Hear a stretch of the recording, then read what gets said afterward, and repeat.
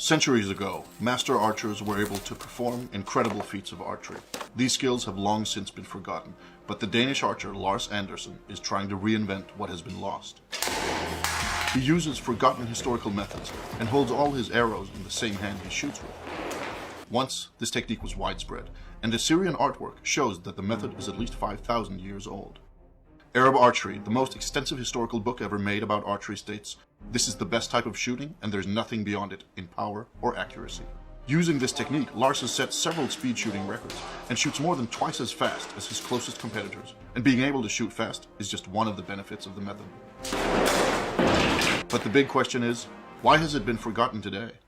About 10 years ago, Lars started using a bow. The arrows he carried in a quiver on his back. Surprisingly, the quiver turned out to be useless when it came to moving fast. The back quiver is a Hollywood myth and was not common in the past, but it is still spread all over the world. Why? Because modern archers do not move. They stand still, firing at a target board, something that was unknown in the past. These archers also started placing the arrow on the left side of the bow, just as archers do in movies. This is probably due to the fact that aiming at a stationary two-dimensional target makes you aim with one eye instead of two. This one-eyed aiming also led to bows with front sights and other technical gadgets, but that's another story. However, placing the arrow left around the bow is not good while you're in motion. By placing the arrow on the left side, your hand is on the wrong side of the string, so you need several movements before you can actually shoot. From studying old pictures of archers, Lars discovered that some historical archers held their arrows on the right side of the bow. This means that the arrow can be drawn and fired in one single motion, which is both faster and better. And this was not the only problem with archery today.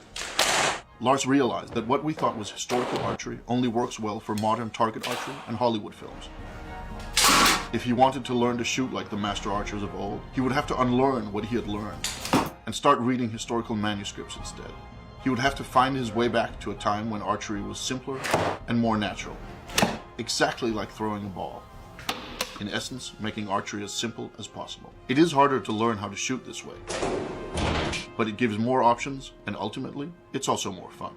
A war archer must have total control over his bow in all situations, and must be able to handle his bow and arrows in a controlled way under the most varied of circumstances. The old manuscripts told Lars that master archers could shoot the bow with both hands and still hit the target, so he began practicing.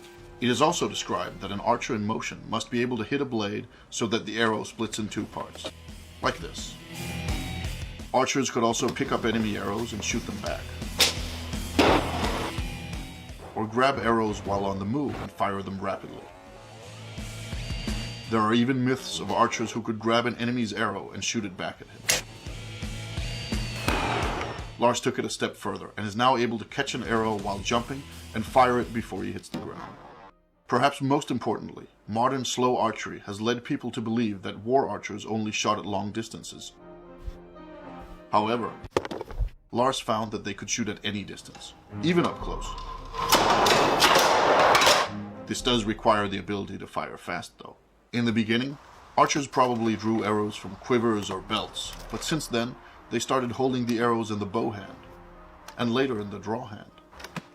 Taking it to this third level, that of holding arrows in the draw hand, requires immense practice and skill, and only professional archers, hunters, and so on would have had the time for it. When guns started replacing bows, this technique was forgotten, and the only reason Lars is able to do it is because he spent years practicing intensely. The hard part is not learning how to hold the arrows, but learning how to handle them properly, and draw and fire in one single motion, no matter what method is used. It works in all positions, and while in motion, whether rolling, running, or on horseback. It also works with sharp arrows and powerful bows. And while there is no doubt that those war archers of the past were stronger and more fit than Lars is, his arrows still penetrate chainmail armor and the heavy gambesson worn beneath it. It is difficult to compare actual striking power, though. Modern archers use only one hand, but in the past, some archers allegedly used both hands to give the arrow more power. Old manuscripts tell us that it was common to hold 3 arrows in the draw hand at once, while keeping more in a belt quiver. We know that some archers held more, and in a way, the bow was the ultimate weapon.